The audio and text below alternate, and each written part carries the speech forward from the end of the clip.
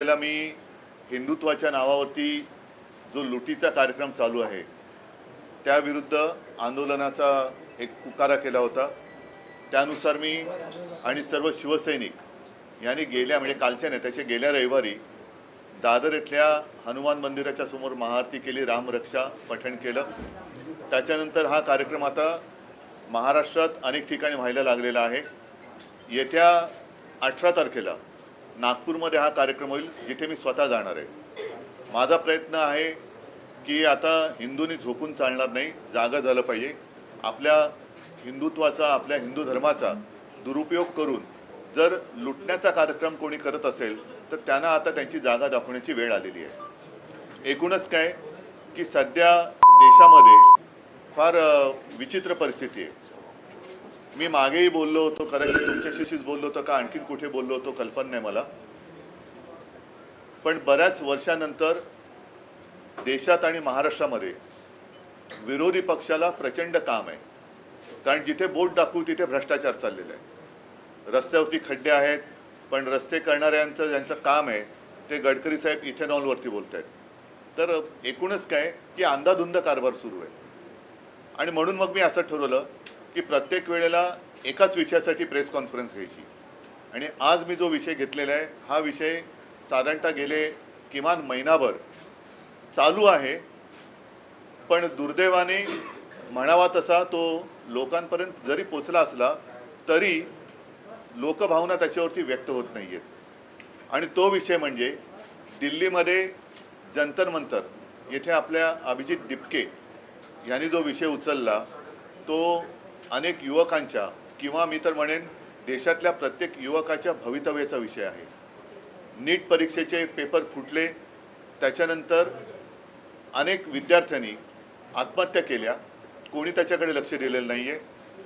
सरकारला वेळ नाही आहे, सत्ताधारी पक्षाला इतर पक्ष फोडाफोडीमध्ये जास्त रस आहे, पण जिथे देशाचं नशीब फुटतंय, विद्यार्थी आत्महत्या करतायत, त्यांच्याकडे लक्ष द्यायला त्यांना वेळ नाही आहे। आणि मी आजची जी पत्रकार परिषद घेतलेली आहे ती त्या आंदोलनाला आणि सोनम वांगचुक यांना पूर्ण पाठिंबा जाहीर करण्यासाठी मी ही प्रेस कॉन्फरन्स घेतलेली आहे। सोनम वांगचुक एक मला येऊन भेटून गेले गेल्या महिन्यामध्ये। नेहमी मला त्यांच्याबद्दल एक आदर राहिलेला आहे।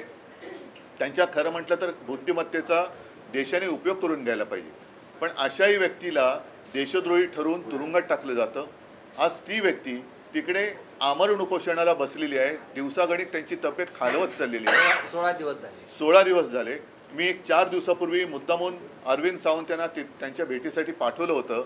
मी फोनवरून त्यांना विनंती केली की सोनमजी तुम्ही प्राणांतिक उपोषण करू नका, कारण तुमच्यासारख्या व्यक्ती या देशाला पाहिजेत आणि सरकारला काय पडलेलं नाही। अशा एक एक व्यक्ती जर आपणहून जात असतील तर सरकारला ते हवंच आहे असं नाईलाजाने मला म्हणावं लागते। आज कोणाच्या लक्षात असेल किंवा नसेल, 2018 साली JD अग्रवाल ह्यांनी गंगेसाठी आमरण उपोषण केलं होतं। मला वाटतं 115 दिवसाचं उपोषण होतं। काय होतं त्यांच्या उपोषणाचा विषय? स्वतःसाठी काय मागत होते का? तर गंगेमध्ये जे काय सगळं बट्ट्याबोळ झालेला आहे गंगेचा, त्याबद्दल त्यांनी त्या उपोषण केलं होतं।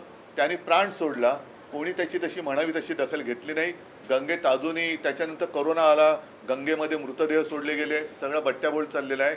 आणि आज देखील सोनम वांगचुक यांची प्रकृती ही दिवसागणिक खालवत चाललेली आहे। मी तर म्हणेन आज आता असा एक क्षण आलेला आहे, जरी मी या एका विषयासाठी प्रेस कॉन्फरन्स घेत असलो तरी सगळ्या जणांनी सगळे विषय घेण्याची आवश्यकता आहे असं नाही। मात्र एखादा विषय जरूर असा असायला पाहिजे की त्याच्यावरती देशातल्या सर्व राजकीय पक्षांनी एकत्र यायला पाहिजे। मी अजूनही तिथे कोणी पक्षाचे झेंडे घेऊन जावे या मताचा नाही आहे, कारण अभिजित दिपके हा युवक देशातल्या युवकांचा आवाज तिकडे उठवतोय। आणि हे युवक जे आहेत हे सुशिक्षित आहेत। म्हणजे आज सकाळी मी ते सोशल मीडियावरती बघितलं, ते असेल तर भयानक आहे, कारण 20 तारखेला मला वाटतं त्यांनी मोर्चा आयोजित केलेला आहे।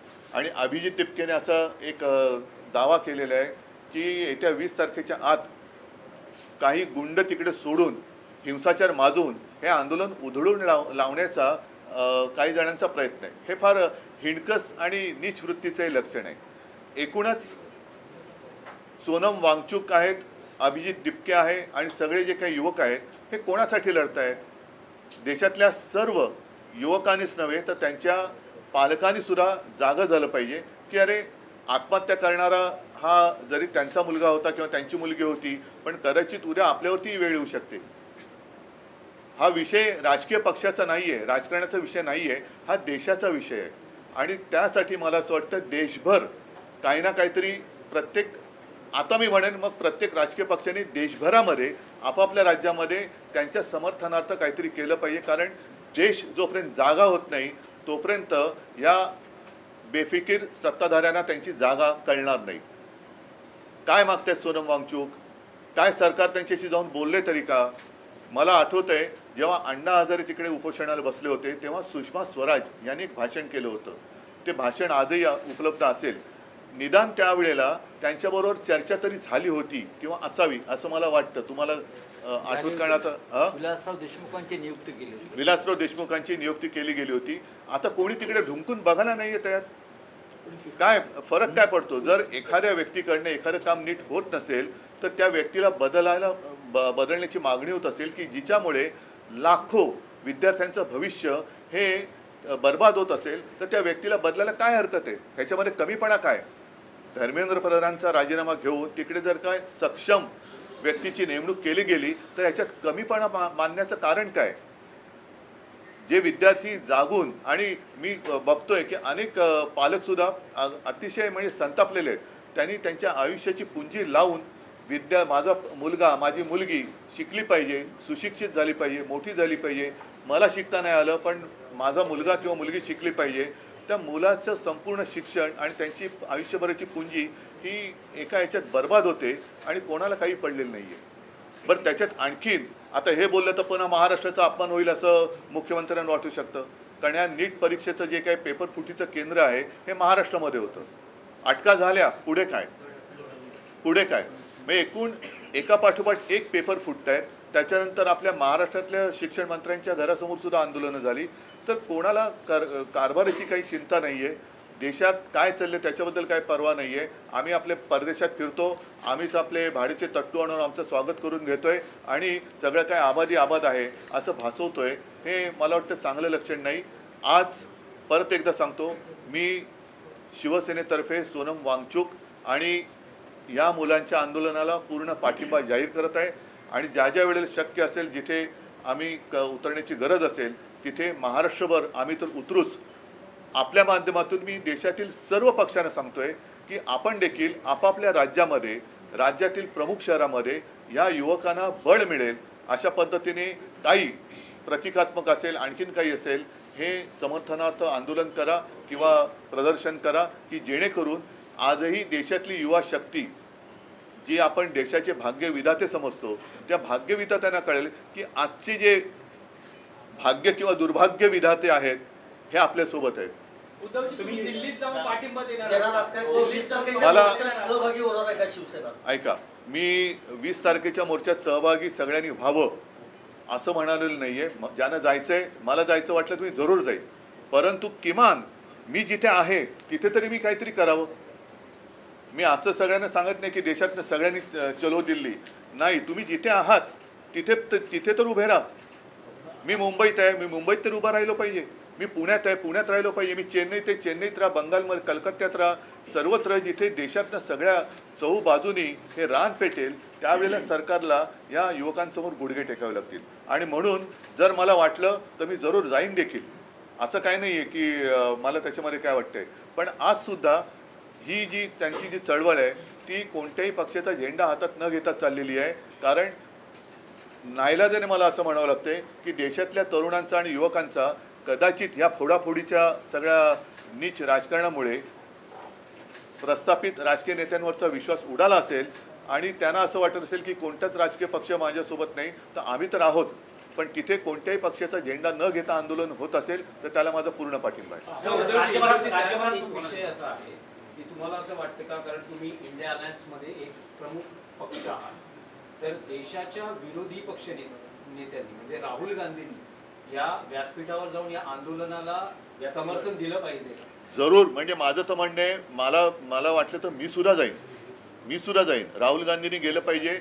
देशातील ज्यांना असं वाटतं, मग अगदी भारतीय जनता पक्षातले असले तरी, जसं मी राम रक्षा आंदोलनात भाजपच्या कट्टर कडवट हिंदुत्ववादींना आवाहन केलं होतं की ज्यांना हिंदू धर्माबद्दल प्रेम आहे त्यांनी सहभागी व्हावं, तसंच आज देखील मी पक्षाच्या पलीकडे जाऊन ज्यांना या देशातल्या युवकांबद्दल एक आस्था आहे, तो कोणत्याही पक्षाचा असो, पक्षाचे जोडे बाजूला ठेवून तिथे जावं अशी माझी सगळ्यांना विनंती आहे.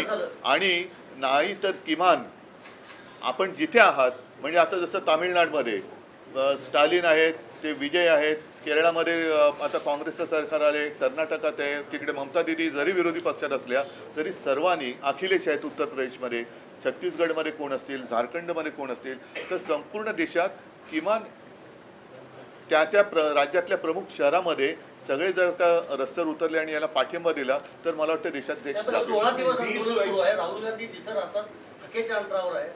बघा, हा विषय राहुल गांधींच्या भविष्याचा नाही आहे, हा विषय देशाच्या युवकांच्या भविष्याचा आहे. म्हणून आपण त्याच्यावरती चर्चा करूया. कोणी काय करायचं, समजा आज मी प्रेस घेतली नसते, मला तळमळ वाटली, मी घेतली.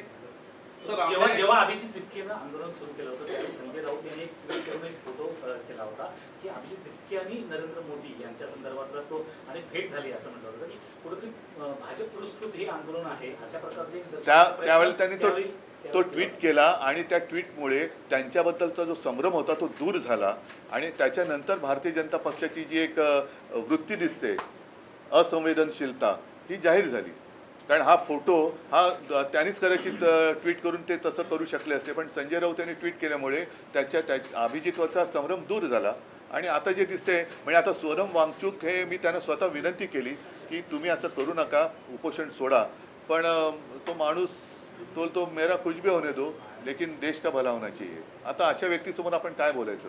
म्हणून आज सुद्धा मी एक त्यांना आपल्या माध्यमातून हात जोडून विनंती करतोय की वांगचूकजी, आपल्यासारखी माणसं आम्हाला हवी आहेत, देशाला पाहिजे आहेत.